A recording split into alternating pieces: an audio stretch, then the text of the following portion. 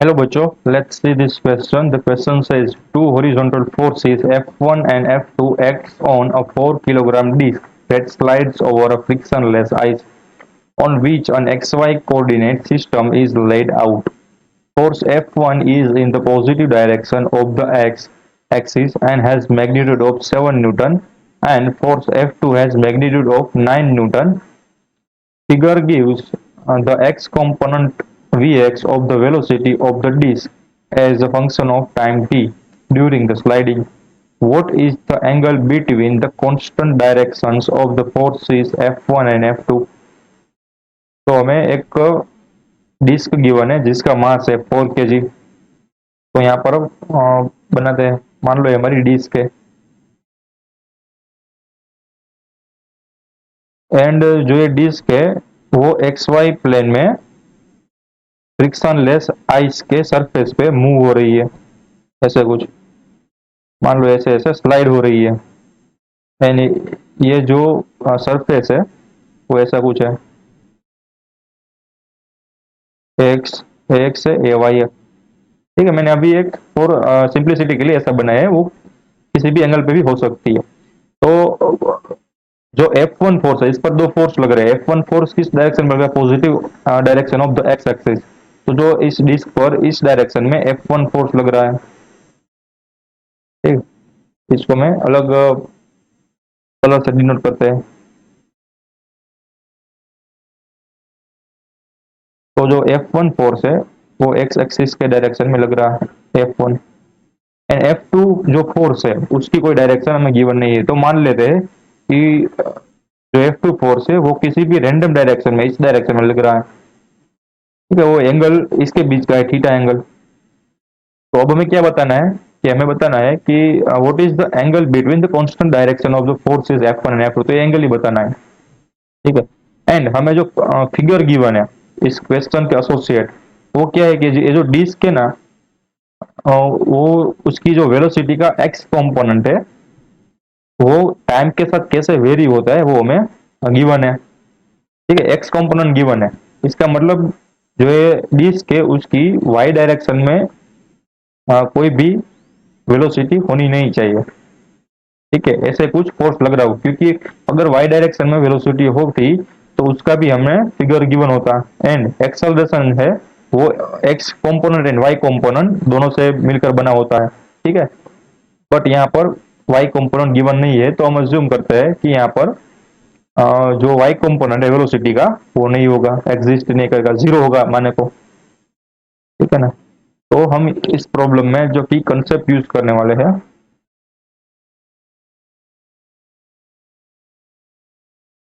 वो तो क्या होगा, इक्वेशन ऑफ मोशन का, इक्वेशन ऑफ मोशन। ठीक है, तो पहले हम जो ये वी एक्स कंपोनेंट है वो टाइम के साथ कैसे वेरी होता है वो फाइंड कर लेते हैं इस ग्राफ की हेल्प से। तो देखो, जब t is equal to zero था, यानी कि ए पॉइंट, तब वेलोसिटी कितनी थी? यानी कि ये जो डिस्क थी उसकी इनिशियल एक्स डायरेक्शन में वेलोसिटी कितनी थी? तो उसका इंटरसेप्ट होगा वाई में। ये जो एक्सिस है वो एज अ वाई डायरेक्शन होगी, यानी ये जो एक्सिस है टाइम की एज अ एक्स एक्सिस हम मान सकते हैं। तो वाई डायरेक्शन में जो इंटरसेक्शन होगा वो इनिशियल पोजीशन को डिफाइन करता है, इस केस में इनिशियल वेलोसिटी को डिफाइन करेगा। तो जो t is equal to zero था, मैं यहाँ पर लिख देता हूँ कंडीशन हमें क्या क्या गिवन है। At t is equal to zero v of x, but यहाँ पर मैं लिखूंगा जीरो क्योंकि ये टाइम को डिनोट करता है। ठीक है, यहाँ पर v of x is a function of time है, तो मैं यहाँ पर रादर t लिखूंगा, जो कि हमें फाइंड करना है वो क्या होगा। v of x is equal to क्या मिला हमें, -4 मीटर पर सेकंड। अब हमें पता है कि ये जो स्ट्रेट लाइन का इक्वेशन, ठीक है, स्ट्रेट लाइन है, स्ट्रेट लाइन का इक्वेशन क्या होता है? तो स्ट्रेट लाइन का इक्वेशन होता है, यहाँ पर साइड में लिखता हूँ कि for straight line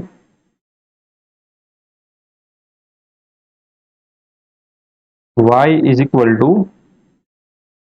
M x plus c होता है। अब जो m होता है वो क्या होता है? स्लोप होता है। एंड स्लोप किससे फाइंड आउट करता है? स्लोप हम उस एक्सिस के हमें कोई भी दो पॉइंट मालूम हो तो हम उसका स्लोप फाइंड आउट कर सकते हैं। तो y2 minus y1 upon x2 minus x1 into x plus c, जहाँ पर सी होता है हमारा इंटरसेक्ट। तो हमें इंटरसेक्ट की वैल्यू मिल गई, ये जो है वो सी है। अब हमें फाइंड करना है इसका स्लोप। तो हम किसी भी दो रैंडम पॉइंट लगे हमारी मुताबिक, जो हमें इजी लगे वैसे पॉइंट लगे।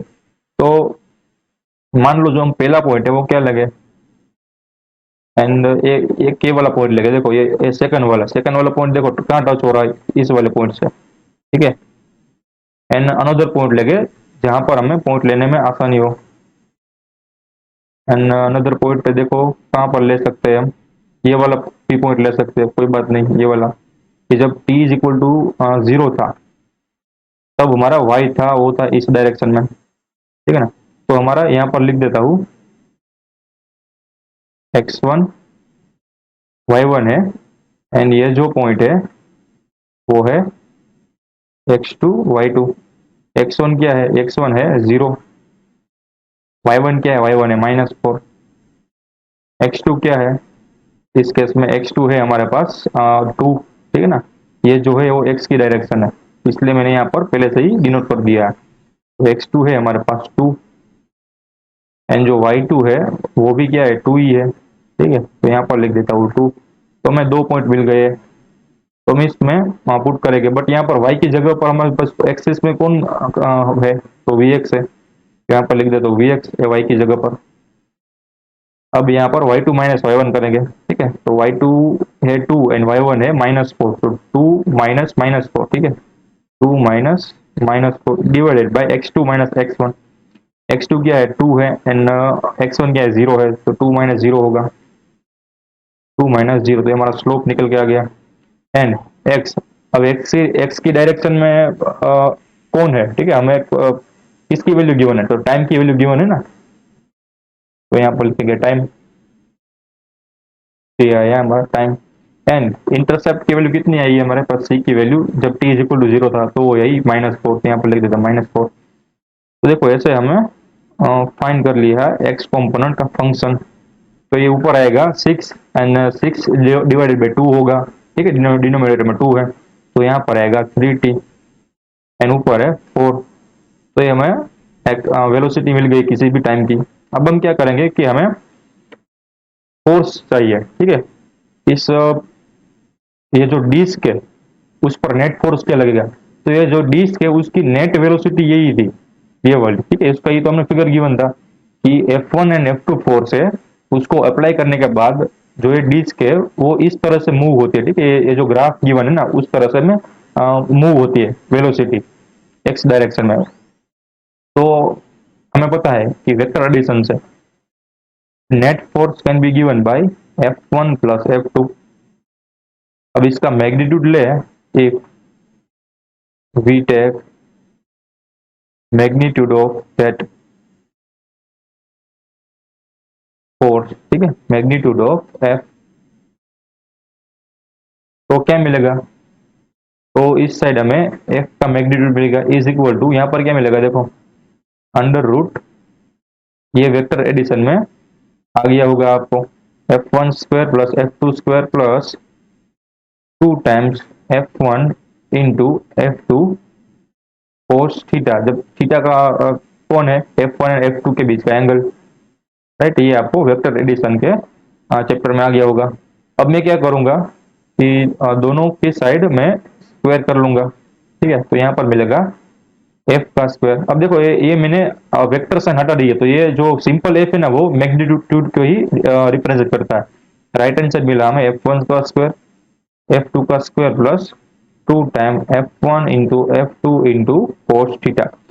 अब हमें F1 F2 की वैल्यू पता है, बट ये F की वैल्यू पता नहीं है अभी तक। तो F की वैल्यू न्यूटन लॉ से कैसे फाइंड आउट कर सकते हैं, तो फ्रॉम न्यूटन्स फोर्स लॉ क्या लिख सकते हैं, force can be written by mass times acceleration. अब हमें मास तो पता है कितना है, इस रिंग का मास कितना है 4, ठीक है। डिस्क का मास, तो डिस्क का मास है 4, एंड डिस्क की जो एक्सेलरेशन कैसे फाइंड करते हैं, तो एक्सेलरेशन हम ऐसे भी फाइंड करते हैं ना, डीवी बाई डी टी। ठीक है, तो हमारे पास एक्सेलरेशन की तो वेलोसिटी की वैल्यू आ गई, तो अब हम क्या करेंगे कि इसको टाइम के रिस्पेक्ट में डिफरेंशिएट कर देंगे। तो मैं यहाँ पर लिख देता हूँ डिफरेंशिएटिंग